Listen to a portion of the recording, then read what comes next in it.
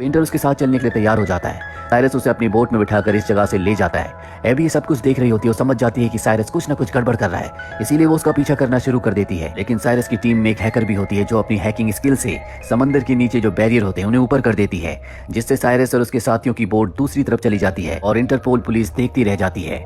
इसके बाद साइरस उस पेंटर को अपने यॉट पर लाता है और उसकी पेंटिंग के $20 मिलियन उसके अकाउंट में ट्रांसफर कर देता है, जिससे पेंटर बहुत खुश होता है। दूसरी तरफ इंटरपोल की ऑफिसर एबी को दिखाया जाता है जो वीडियो फुटेज देखती है। वो देखती है कि वहाँ पर ऑक्शन के दौरान एक आदमी आया था जो लंगड़ाने का नाटक कर रहा था, लेकिन असल में वो साइरस के लिए काम करता है। एबी समझ जाती है कि ऑक्शन में साइरस के बहुत सारे लोग थे।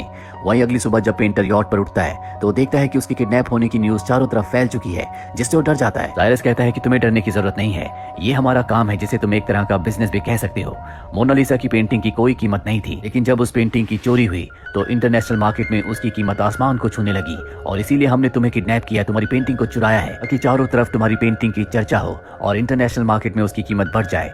साइरस उसे दिखाता है कि 20 मिलियन की उस पेंटिंग की अब कीमत 90 मिलियन हो चुकी है। जैसे ही हम तुम्हारी पेंटिंग को बेचेंगे हम तुम्हें तुम्हारा हिस्सा भी दे देंगे। ये सुनकर पेंटर खुश हो जाता है। जल्दी इनकी पेंटिंग बिक जाती है, जिसके बाद ये पेंटर को छोड़ देते हैं और अब इंटरपोल के पास कोई सबूत नहीं है कि इन्होंने उस पेंटर को किडनैप किया था। दूसरी तरफ हमें एबी को दिखाया जाता है जिसे उसका बॉस कहता है कि हमें एक चोरी के लिए साइरस की जरूरत है, तुम्हें उससे बात करनी होगी। वो साफ साफ मना कर देती है, जिसके बाद एबी का बॉस उसे अपने केबिन में ले जाता और बताता है कि एक बहुत बड़ा बैंकर है जिसने कुछ साल पहले एक बैंकर ने एक प्लेन को क्रैश कर दिया था, जिससे शेयर मार्केट में हलचल मच गई और उसने बहुत पैसा कमाया और अब उसका प्लान इससे भी बड़ा है। वो समंदर में बने पूरे के पूरे वाटर सिस्टम को हैक करके पूरे यूरोप में बाढ़ लाना चाहता है, जिससे उसे बहुत पैसा मिलेगा। लेकिन ऐसा करने से बहुत सारे मासूम लोगों की जान चली जाएगी और ये काम करने के लिए उसे एक हैकर की जरूरत है। इसीलिए एक हैकिंग कंपनी को हायर करना चाहता है, जिसके लिए उसे उस हैकिंग कंपनी को उसकी ओनर को $500 मिलियन देने हैं और ये पेमेंट वो गोल्ड में करेगा।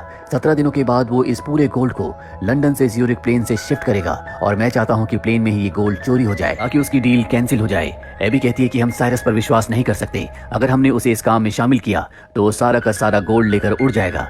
उसका बॉस कहता है कि हमारे पास इसके अलावा कोई भी रास्ता नहीं है और अब एबी साइरस के पास जाती है। वो उसे पूरा का पूरा प्लान बताती है, लेकिन वो काम करने से मना कर देता है क्योंकि जिस आदमी का सोना चुराने के लिए एबी उसे कह रही थी वो बहुत ही खतरनाक है। साइरस अपने लोगों की जान खतरे में नहीं डालना चाहता। एबी कहती है कि म्यूजियम में जो भी तुम्हारे साथी थे उन सबको मैंने पहचान लिया है और वो सब के सब मेरी कस्टडी में है। अगर तुमने मेरा साथ नहीं दिया तो मैं उन्हें कभी जेल से बाहर नहीं आने दूंगी। साइरस को उसकी बात माननी पड़ती है, लेकिन वो एक शर्त रखता है कि चोरी के दौरान एबी भी इनके साथ रहेगी क्योंकि उसे इंटरपोल पर बिल्कुल विश्वास नहीं है। उसे पता है कि काम खत्म होने के बाद इंटरपोल इन्हें खत्म कर देगी। एबी उसकी शर्त मान जाती है, जिसके बाद ये एक प्राइवेट जेट को हायर करते हैं, उसे अपने हिसाब से मॉडिफाई करते हैं। इनकी टीम में पायलट हैकर सब होते हैं। इनका प्लान होता है कि एयर ट्रैफिक के सिस्टम को हैक करके ये अपने प्लेन को रडार से गायब कर देंगे, लेकिन सिर्फ इतना काफी नहीं है, इसीलिए ये उस एम्प्लॉय को भी अपने साथ मिला लेते हैं जो उस एरिया को रडार में मॉनिटर करता है। और अब वो दिन आ जाता है जब गोल्ड शिफ्ट होना है। दरअसल ये नॉर्मल प्लेन में गोल्ड को शिफ्ट कर रहे होते हैं, लेकिन प्लेन का जो नीचे का हिस्सा होता है जिसे वॉल्ट कहा जाता है, गोल्ड वहां पर रखा जाएगा जहां पर बहुत ही कड़ी सिक्योरिटी होगी। ये सब के सब उस प्लेन के टिकट ले लेते हैं। इनके पास एक ऐसा डिवाइस होता है जिसे PSI कहा जाता है, जो प्लेन में फिट करने के बाद इनके प्लेन को रडार से गायब कर देगा, यानी कि जब इनका जेट वहां पर आएगा तो वो रडार में नहीं आएगा। और अब ये प्लेन में बैठकर अपने प्लान को अंजाम देने के लिए तैयार है। लेकिन PSI को जो फिट करने वाला इनका साथी होता है वो फोन पर साइरस को बताता है कि मुझे बहुत ज्यादा डर लग रहा था, इसीलिए मैं तुम्हारे प्लान का हिस्सा नहीं बना, मैं प्लेन पर नहीं आया। एबी भी उसके साथ होती है और अब एबी तय करती है कि वो PSI को फिट करने के लिए जाएगी, जिसे इन्होंने वॉशरूम में अलग अलग पार्ट्स में रखा हुआ है। और अब वो वॉशरूम में जाती है। जब वो पार्ट्स को निकाल रही होती है तो एक पार्ट नीचे गिर जाता है और जल्द ही अगर एबी ने इसे असेंबल करके फिट नहीं किया तो इनका जो पीछे जेट आ रहा है वो रडार में आ जाएगा, जिससे इनका प्लान पूरी तरह से फेल हो जाएगा। अब साइरस वहां पर आ जाता है और वो एबी की मदद करता है। वहीं नीचे हमें एयर ट्रैफिक कंट्रोल के ऑफिस में दिखाया जाता है, जहां पर रडार में दो प्लेन दिख रहे होते हैं। वहां पर इनका भी आदमी होता है जो इनकी मदद कर रहा है, लेकिन उसकी कोलीग भी वहां पर होती है जो दोनों प्लेन को रडार में देख लेती है। वो कहती है कि तुम्हें इसकी रिपोर्ट करनी होगी, पर किसी तरह से वो इस सिचुएशन को संभाल लेता है। वहीं अब एबी और साइरस मिलकर उस डिवाइस को फिट कर देते हैं, जिसके बाद इनका प्लेन रडार से गायब हो जाता है। जिसके बाद इनका वही साथी जो नीचे एयर ट्रैफिक ऑफिस में है वो पायलट को कहता है कि तुम्हारे सामने जहां पर तुम्हें लैंड करना है वहां पर बहुत बड़ा तूफान आने वाला है, इसीलिए तुम्हें पास ही के शहर में लैंड करना होगा। दरअसल ये एक फेक न्यूज होती है। पायलट उसकी बात मान जाते हैं और अनाउंस करते हैं कि जल्दी हम पास के शहर में लैंड करने वाले हैं, क्योंकि जहां हमारी डेस्टिनेशन है वहां पर बहुत बड़ा तूफान आने वाला है। ये सुनकर उस बैंकर की सिक्योरिटी जो इस प्लेन में है जिसका सोना जा रहा है वो पूरी तरह से अलर्ट हो जाती है। उन्हें समझ में आ जाता है कि कुछ न कुछ गड़बड़ होने वाली है। इसीलिए वो एयर हॉस्टेस को गन पॉइंट पर ले लेते हैं और कहते हैं कि हमें पायलट के पास ले जाओ। दरअसल ये चाहते हैं कि प्लेन ज्यूरिख में ही लैंड करे जो इनकी डेस्टिनेशन है, पर साइरस उन्हें देख लेता है, वो उनके ऊपर हमला कर देता है। वहीं दूसरी तरफ साइरस का साथी नीचे वॉल्ट तक पहुंच जाता है जिसके अंदर गोल्ड है। 10 मिनट के अंदर उसे इस सेफ को, इस वॉल्ट को खोलना होगा। वो उसे खोलने में कामयाब हो जाता है और ठीक उसी वक्त वहां पर साइरस और एबी भी आ जाते हैं। लेकिन सिक्योरिटी का एक तीसरा ऑफिसर होता है जो इन सबको गन पॉइंट पर ले लेता है और अब प्लेन उसी जगह पर लैंड करता है जहां पर उसे सेफली लैंड करने के लिए कहा गया था। ये जगह बहुत ज्यादा होती है। प्लेन किसी तरह से वहां पर लैंड हो जाता है और अब यहाँ पर इनकी साथी जो पीछे से जेट लेकर आ रही होती है वो भी यहाँ पर पहुंच जाती है। इनके प्लान के अकॉर्डिंग इन सब को यहीं पर गोल्ड को अपने प्लेन में, अपने जेट में शिफ्ट करना था, पर अभी सब के सब पकड़े गए। इसके बाद बैंकर की सिक्योरिटी बैंकर को कॉल करती है और बताती है कि कुछ लोग गोल्ड को चुराने की कोशिश कर रहे थे। उनके पास उनका प्राइवेट जेट भी है, लेकिन हमने उन सबको पकड़ लिया। गोल्ड पूरी तरह से सेफ है।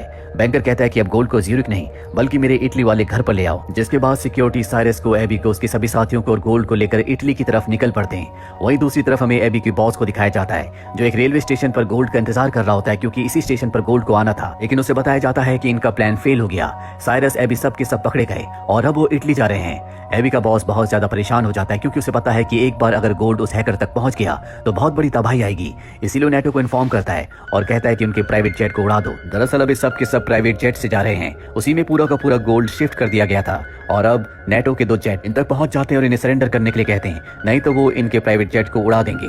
पर तभी एबी और साइरस अपना दिमाग चलाते हैं और वो अपने जेट की बॉडी पर, जहां पर बहुत सारी स्क्रीन उन्होंने पहले लगाई होती है, उस पर एक मैसेज टाइप करवाते हैं कि इसमें बहुत सारे सिविलियंस हैं जिन्हें हॉस्टेज किया गया है। ये मैसेज पढ़ने के बाद नेटो के फाइटर जेट वहां से वापस लौट जाते हैं क्योंकि वो सिविलियंस को नहीं मार सकते। वहीं इनके जेट में दिखाया जाता है जहां इनकी आपस में हाथापाई हो जाती है। जल्दी ये इटली की उस जगह पर पहुंच जाते हैं जहां पर बैंकर है। ये उसकी एक प्राइवेट जगह होती है जहां पर इस जेट को बड़ी मुश्किल से लैंड करवाते हैं। यहाँ पर हैकर कंपनी की वो ओनर भी होती है जिसे गोल्ड देना है और अब इन सब को उस बैंकर के सामने लाया जाता है जहां उस हैकर लेडी को पता चल जाता है कि इनके साथ कोई इंटरपोल की ऑफिसर भी है। वो किसी तरह का कोई रिस्क नहीं लेना चाहती, इसीलिए बैंकर के साथ वो डील कैंसिल करके वहां से जाने लगती है। बैंकर अपना आपा खो देता है और गन से वो उस लेडी के पैर पर शूट कर देता है। अब क्योंकि यहाँ पर एक प्राइवेट जेट लैंड हुआ है इसीलिए लोकल पुलिस यहाँ पर पहुंच जाती है।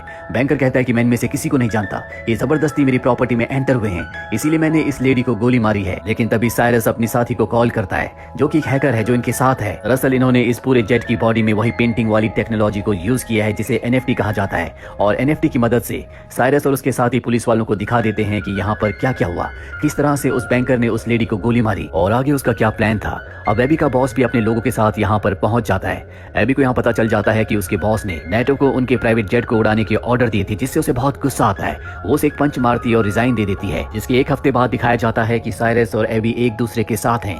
दरअसल एबी ने अब साइरस की टीम को ज्वाइन कर लिया है। साइरस एबी को बताता है कि बैंकर का जो $500 बिलियन का गोल्ड था अब वो सारा का सारा हमारे पास है।